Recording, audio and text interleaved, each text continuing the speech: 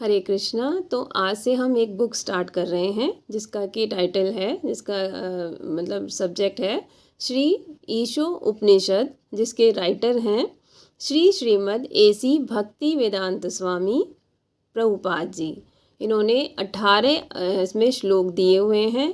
और ये जो श्री ईशो उपनिषद है, हमारे पास में 4 वेद हैं। आपको पता है कौन कौन से? सामवेद, यजुर्वेद, ऋग्वेद और अथर्ववेद। तो ये जो पार्ट है ये यजुर्वेद का अंश है। ये जो ईशो उपनिषद है ये यजुर्वेद में से कई सारे, हमारे वैसे भी 108 जो है मतलब उपनिषद हैं, और यजुर्वेद में से इनको लिया गया है जो उपनिषद हैं। और 108 जो हमारे उपनिषद हैं उनमें सर्वोपरि जो प्रधान है वो क्या है? ईशो उपनिषद है। इसी के बारे में यहाँ पे हम लोग चर्चा करने वाले हैं। और ये जो है इसमें 18, जैसे कि मैंने बताया 18 श्लोक आएंगे। और इसमें जो है जितने भी हजारों लाखों सालों से जो भी जो गूढ़ रहस्य है, वेदों का जो गूढ़ रहस्य है उसके बारे में यहाँ पे उसके गूढ़ और उच्च तत्व ज्ञान से युक्त इन उपनिषदों का संदर्भ इसमें दिया गया है। और जिस प्रकार ये नाम ही सूचित करता है, ये नाम क्या सूचित कर रहा है? उप का अर्थ है, उप का अर्थ क्या है? पास में, पास में, ठीक है। नी का अर्थात नीचे, और षड का अर्थ है बैठना। तो किसके पास बैठने की बात कर रहे हैं? ये जो हमारे प्रामाणिक गुरु हैं उनके पास ये बैठने की बात कर रहे हैं। तो इसमें मनुष्य को शिक्षा ग्रहण करने के लिए आध्यात्मिक गुरु की शरण में जाना चाहिए, और ऐसा ये परामर्श देते हैं। तो कौन सी शिक्षा ग्रहण करने के लिए? तो कौन सी शिक्षा की बात हो रही है? इसमें शिक्षा हमें क्या लेनी है? हमें जानना है किसके बारे में? जो परम नियंता है उनके बारे में जानने की यहाँ पे बात हो रही है। परम नियंता कौन है? भगवान श्री कृष्ण, भगवान जिन्हें हम भगवान कहते हैं, जो षड ऐश्वर्यों से युक्त हैं। हरे कृष्णा। हरे कृष्णा। तो इसका जो पहला श्लोक है वो क्या है? ईशावास्यमिदं सर्वं यत्किञ्चये जगत्यां जगत् तेन त्यक्तेन भुञ्जीथा मा ग्रधः कस्यस्विद् धनम्। तो यहाँ पे इसका अनुवाद में बता रहे हैं कि इस पूरे ब्रह्मांड के भीतर क्या क्या चीज़ें हैं? एक तो जड़ चीज़ें हैं और एक जो है चेतन वस्तु है ना। तो उसके नियंत्रण उनको उसको नियंत्रित करने का जो अधिकार है, जो वो नियंत्रित कौन करता है? भगवान करते हैं। और उन्हीं की हम लोग ये सारी चीज़ें क्या है? संपत्ति है ना। तो इस ब्रह्मांड के भीतर क्या है? जड़ और चेतन, और इसको नियंत्रित कौन कर रहा है? भगवान। और इसमें आगे बता रहे हैं मनुष्य को चाहिए कि अपने लिए केवल, मतलब ये बोल रहे हैं कि हमें सिर्फ उन्हीं वस्तुओं का उपभोग करना चाहिए जो हमारे लिए आवश्यक हैं, है ना। जो हमारे लिए बहुत ज़रूरी चीज़ें हैं हमें सिर्फ उनका मतलब उपभोग करना चाहिए, और बाकी की चीज़ों को हमें यूज़ नहीं करना चाहिए।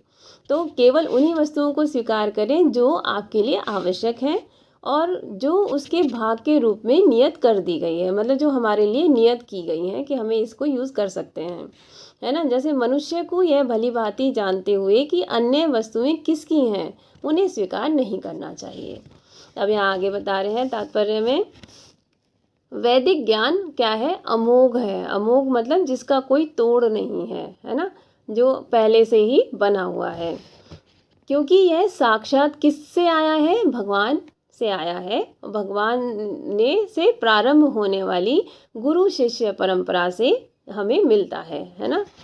क्योंकि जो इसका जो पहला जो शब्द है वो भगवान ने, तो जैसे कि अभी इसमें बता रही थी मैं कि इसका जो पहला शब्द है वो कहाँ से आया है? भगवान के मुख से उच्चारित हुआ है।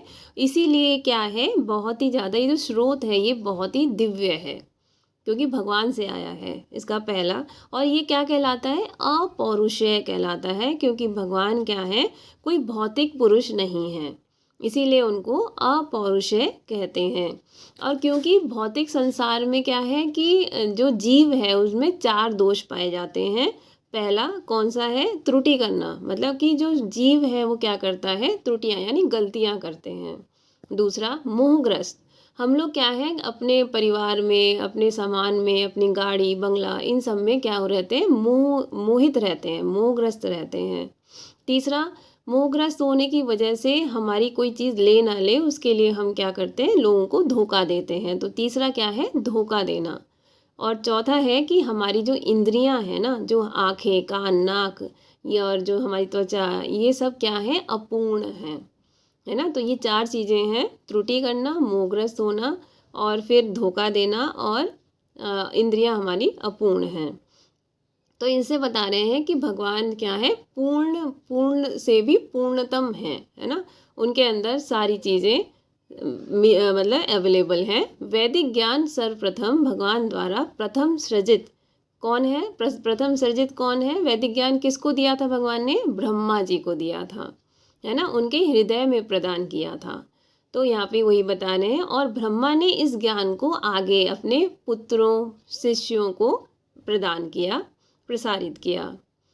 क्योंकि भगवान पूर्णम, सब प्रकार से पूर्ण है ना। तो इसीलिए ये जो भौतिक जो नियम है, भौतिक प्रकृति के जो नियम है ना, जो भौतिक प्रकृति के नियम हैं वो भगवान पर लागू नहीं होते। और क्यों लागू नहीं होते, क्योंकि वो जड़ चेतन सब चीज़ों के क्या है, नियंता है, नियंत्रित करते हैं।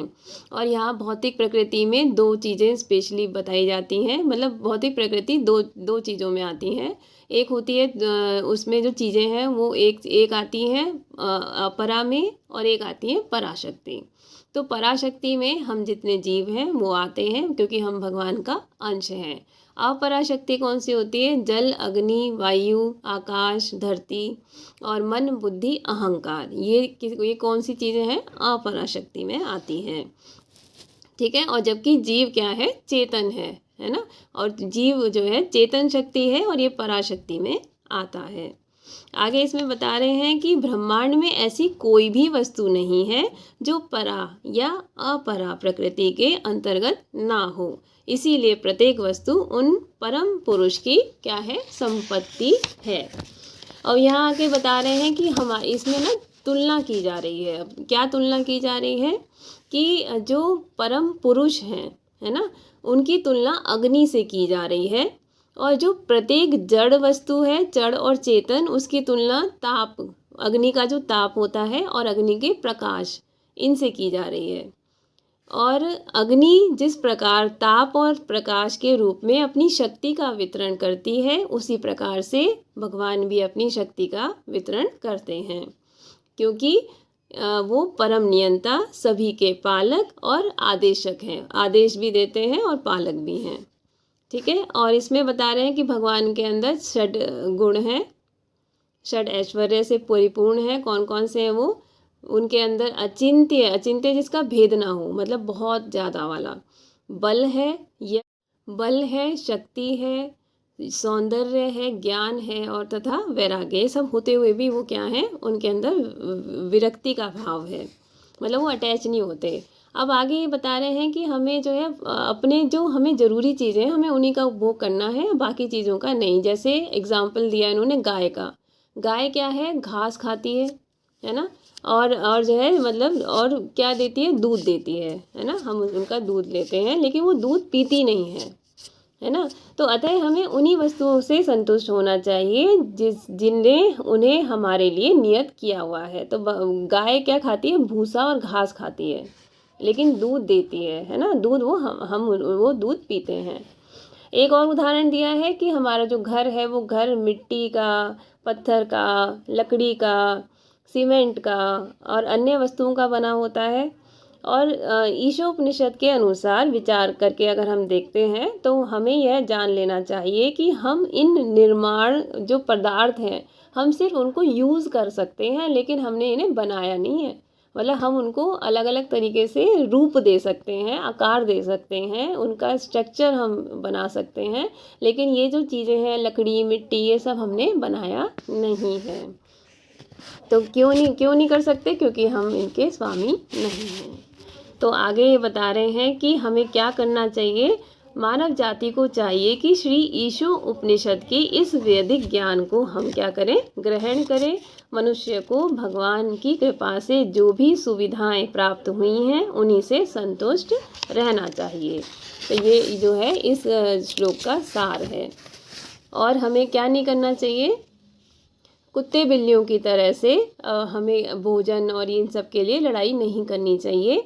और हमें अपनी ग्रंथियों पर, स्वाद की ग्रंथियों पर भी नियंत्रण। तो यहाँ आगे बता रहे हैं कि एकमात्र जो मानव जीवन है ना, यही जो है एक उद्धार का एक जीवन है जिससे हम उद्धार कर सकते हैं। उत्तरदायित्व हमारे ऊपर ज़्यादा है। और यहाँ बोल रहे हैं कि भगवान के स्वामित्व की अवमानना करके प्रकृति के नियमों का जानबूझकर अगर हम उल्लंघन करते हैं तो हम पाप की जड़ में पानी डालने का काम कर रहे हैं। और प्रकृति के नियमों या भगवान के आदेशों का उल्लंघन करने से मानव का क्या होता है, हमेशा विनाश होता है। और इसके विपरीत जो मनुष्य सौम्य है, प्रकृति के नियमों को जानता है और व्यर्थ के राग तथा द्वेष से प्रभावित नहीं होता, उसे अवश्य ही भगवान अपनाते हैं और वह इस तरह भगवत धाम अर्थात शाश्वत धाम वापस जाने का अधिकारी हो जाता है। तो ये यहाँ पे बताया गया है कि हमें मतलब सारी चीज़ों के नियंता, जड़ हो और या फिर चेतन हो, सब नियंता भगवान है। और हमें सिर्फ उतना ही लेना चाहिए जितना कि हमें आवश्यक है। बाकी चीज़ों को हम बना सकते हैं लेकिन हमने उसे उत्पन्न नहीं किया है। उत्पन्न करने का अधिकार सिर्फ और सिर्फ भगवान का है, क्योंकि वो नियंता हैं, सर्वश्रेष्ठ हैं और अपौरुषीय हैं। हरे कृष्णा।